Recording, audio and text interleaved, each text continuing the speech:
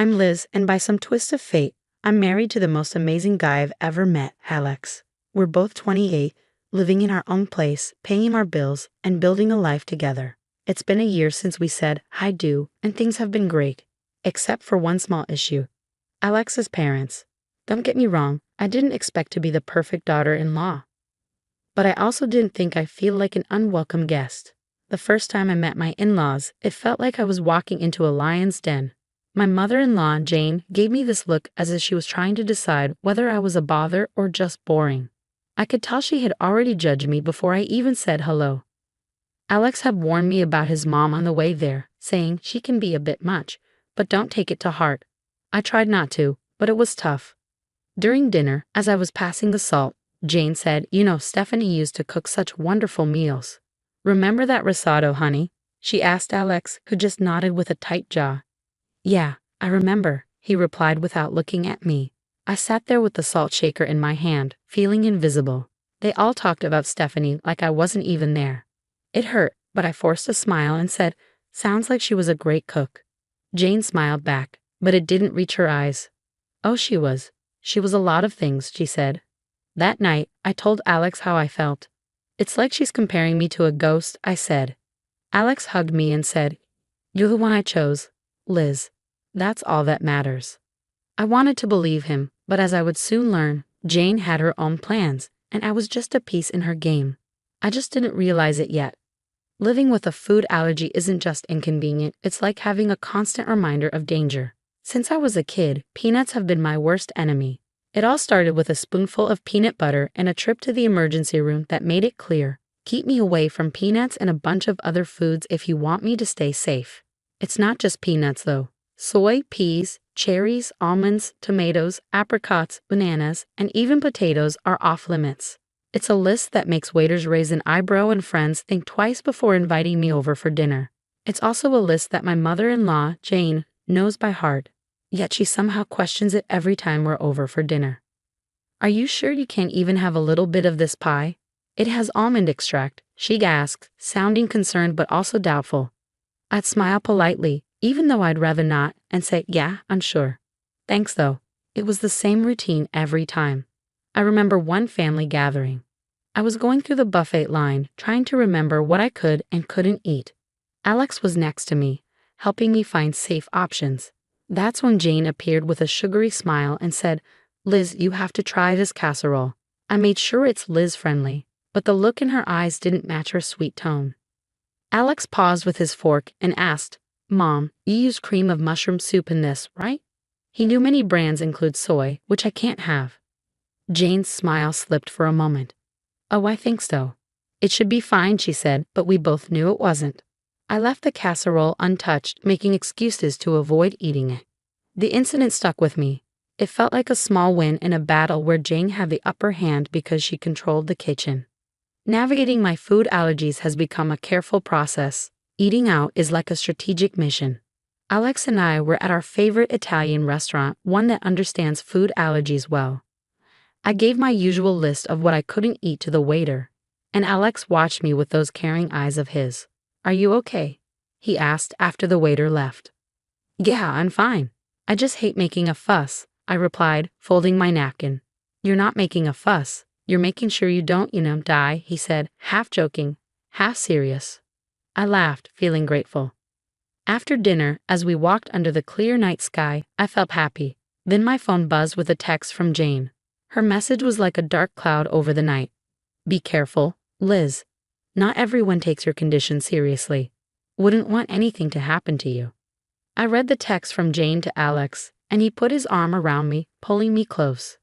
She's just trying to get to you, he said, but I couldn't shake the feeling that Jane's message was more than a cheap shot.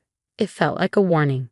It was a reminder that my allergy made me vulnerable, not just to food but to people like her who might see it as a weakness to exploit. As we walked home, I kept thinking about all the close calls and accidental exposures I'd had. It wasn't just about peanuts, soy, or peas. It was the realization that my allergy was a crack in my armor, and Jane might see it as an opportunity. That thought was scarier than any allergic reaction I'd ever had. Dinners at Jane's house always felt like a performance where everyone knew their role except me. I was the wild card who might cause a scene with just one bite. Alex tried to make things better, but there's only so much you can do when you're in someone else's house. One evening, the tension was as heavy as the gravy on the table. Jane was bustling around, placing dish after dish on the table. I sat there with an empty plate, trying to figure out what I could eat without ending up in the hospital. Jane said, "Alex, darling, pass the green beans to Liz. They're just divine." Her voice was sweet, but her eyes didn't match. I looked at the green beans, but something seemed off. "What's in them?" I asked. "Oh, just a touch of almond slivers for crunch," she said, waving her hand dismissively. I raised my hand to stop Alex from passing me the green beans. "I can't eat those. Remember, almonds are a no-go for me," I said. Jane feigned surprise, putting her hand to her chest. "Oh dear, I must have forgotten. Silly me." Alex stood up, his chair scraping against the floor. "Mom, this is serious. Liz could end up in the hospital." His frustration made Jane's eyes narrow slightly. "I just wanted to make something nice," Jane said. "It's not my fault Liz has all these allergies." The room fell into an uncomfortable silence. The other relatives looked around, forks paused in midair, unsure where to look. I felt my face flush with embarrassment, feeling the unwanted attention. Alex's dad, Mark, tried to ease the tension. "Let's just enjoy the meal. There's plenty Liz can eat," but the damage was done. The rest of the dinner was filled with strained politeness, with Jane asking pointed questions about my allergies as if she were taking notes for next time. Later, when Alex and I were alone, he apologized. "I'm sorry, Liz. I should have double-checked everything before we came." I shook my head, tired of feeling like a problem to manage.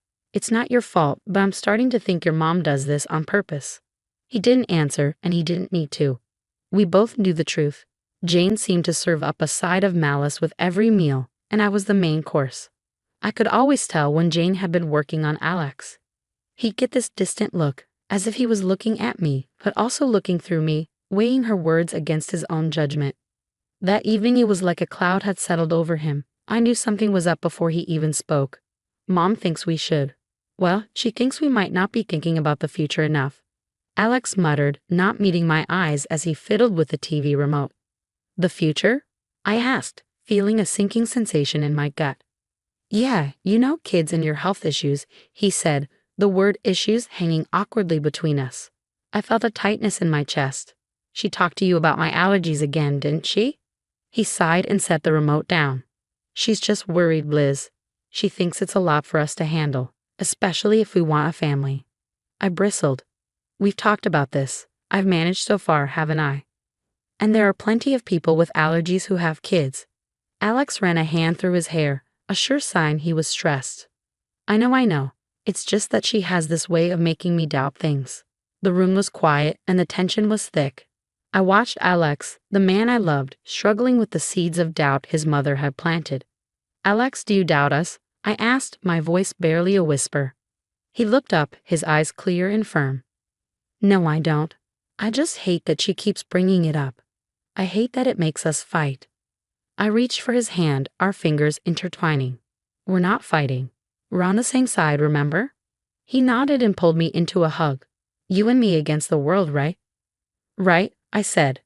But as I held him, I couldn't shake the feeling that Jane's words were like weeds, threatening to choke the life out of the beautiful thing we had. I realized it wasn't just my allergies that needed managing, it was the doubts that could creep into even the strongest relationships. When we found out I was pregnant, it was a surprise. A happy one for Alex and me, but a complicated one for everyone else. The day we told his parents, Jane's reaction was like watching a robot trying to mimic human emotions. There was a pause, then a smile that didn't quite fit the situation. "We're going to have a baby, Mom," Alex said, his voice full of pride and caution as he watched her reaction. "That's wonderful," Jane said, her words sounding foreign. "We must have a family dinner to celebrate." I was skeptical. Celebrations at Jane's were never just celebrations. But seeing the hopeful look in Alex's eyes, I agreed to go along. On the night of the dinner, the house buzzed with relatives. Jane played the perfect hostess, moving gracefully from guest to guest with a charm that almost seemed genuine. When she reached us, her smile was practiced. "Congratulations, Liz," she said. "This is such a joyous occasion." "Thank you, Jane," I replied, trying to match her formality. We're excited. Alex wrapped his arm around my waist, a silent thank you for playing along. As dinner approached, I felt the familiar anxiety. A table full of food was a minefield for me, but tonight I hoped it would be different. The table was a feast, with dishes piled high. I felt every eye on me as I hesitated, my hand hovering over the options. Go on, dear, Jane urged. Eat up, you're eating for two now. I smiled weakly and chose the safest options, vegetables and rice, plain and simple. But as I reached for a slice of bread, Jane stopped me. Actually, maybe not that one, she said quickly. I'm not sure if the baker used soy flour. I paused with the bread in hand and met her gaze. Was that a flicker of concern or a challenge? Thank you for letting me know, I said, putting the bread down. But the warning bells were already ringing in my head. How did she know about the soy flour? It seemed like too close a call, too perfect a save. The rest of the meal passed in a blur of congratulations and clinking glasses, but I couldn't shake the feeling that Jane's hospitality was just a veneer, hiding a trap set for the right moment. The family dinner in honor of our future baby was nothing short of a banquet. Jane had outdone herself, with a spread that would make a Thanksgiving dinner look modest. But my stomach was in knots, not from hunger, but from fear. Every dish was a potential hazard, a hidden enemy that could send me to the hospital or worse. As we all took our seats, the chatter around us continued, but my anxiety never eased. The table was lively with the usual family gossip and stories. Jane sat at the head, presiding over the feast like a queen. She tapped her glass gently to call everyone's attention. Before we begin, I just want to say how thrilled we are to be celebrating Liz and Alex's upcoming addition to our family, Jane announced, her voice steady and clear. The room erupted with cheers and applause. I forced a smile as Alex squeezed my hand under the table. Thank you, everyone, I said. We're really looking forward to this new chapter in our lives. As the meal started, I cautiously picked at my food, choosing the simplest items. Alex watched me with concern. You doing okay? He asked quietly. Yeah, just being careful, I replied, pushing a roasted potato around my plate. Jane's eyes were on me, making me feel like a specimen under a microscope. Liz, you haven't touched your salad. The dressing is on the side, just as you like it, she said, her voice tinged with forced cheerfulness. Thank you, Jane. I'm just not very hungry tonight, I said, avoiding the salad that might contain hidden allergens. As dinner went on, the tension grew. Every time Jane offered me something, my anxiety spiked. The room felt hotter, the walls closing in with each minute. Then came the cake, a beautiful confection of layers of sponge and cream that made everyone ooh and ah. Jane cut a slice and handed it to me with a smile that might have seemed genuine if I didn't know better. For the mom-to-be, she said, offering me the cake. I looked at it, then at Alex, then back at Jane. I really shouldn't, I said. But it looks delicious. Oh, come on, Liz. One little bite won't hurt the baby, Jane pressed, her voice as sweet as the icing. That's when Alex's dad, Mark, stepped in. With a swift motion, he knocked the plate from my hands. The cake tumbled to the floor, and a stunned silence fell over the room. What the hell? Alex exclaimed, his voice a mix of anger and confusion. Mark stood up, his face pale but firm. I saw the label in the trash. That cake has peanut oil in it. The room erupted into chaos. Jane's face was a picture of shock, but her eyes betrayed her with a flash of something, fear or maybe guilt. Alex stood up, his chair clattering behind him. Mom, did you know about this? He demanded. Jane's mouth opened and closed, but no words came out. In that moment, the truth was as clear as the danger that had been on my plate. The room was dead silent after Mark's revelation. The dropped cake lay on the hardwood floor like evidence of a crime. Everyone's eyes were on Jane, who seemed to shrink under the collective gaze. Mom, is it true? Did you know? Alex's voice cut through the tension, sharp and demanding. Jane's eyes flickered with something dark before she regained her composure. Of course not. I would never, she said, her voice trailing off unconvincingly. I could feel the eyes on me, waiting for me to break down under the weight of Jane's words, but I didn't. Jane, I said, my voice surprisingly calm. You've made your feelings very clear, but this isn't just about me. This is about a family, your grandchild.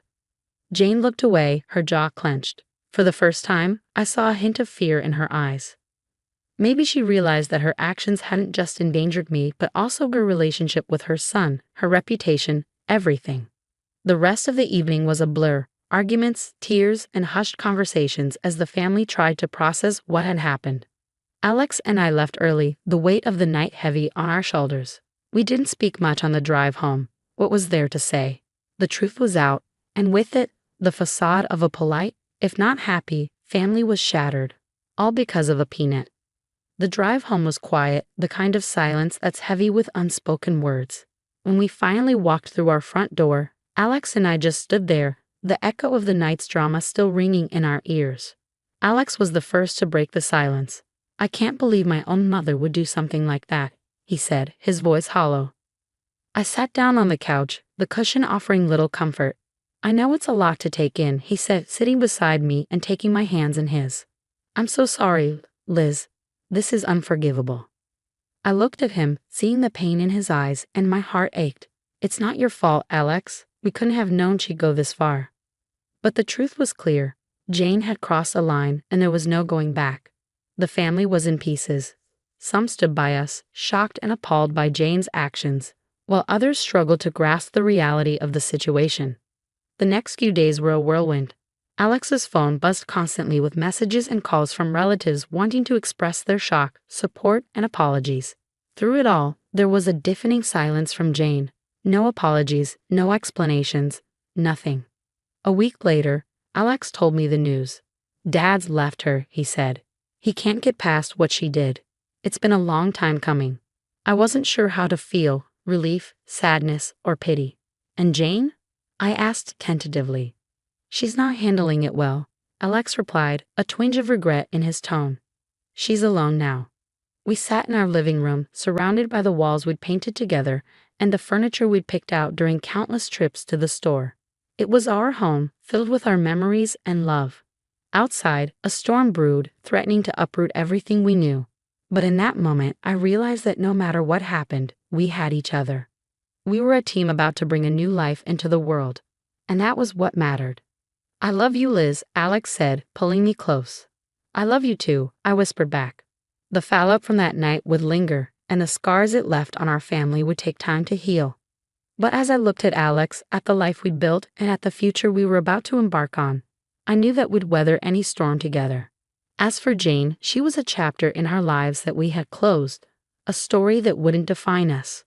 From now on, it was just us, our baby, and the road ahead. Whatever it brought, we face it together.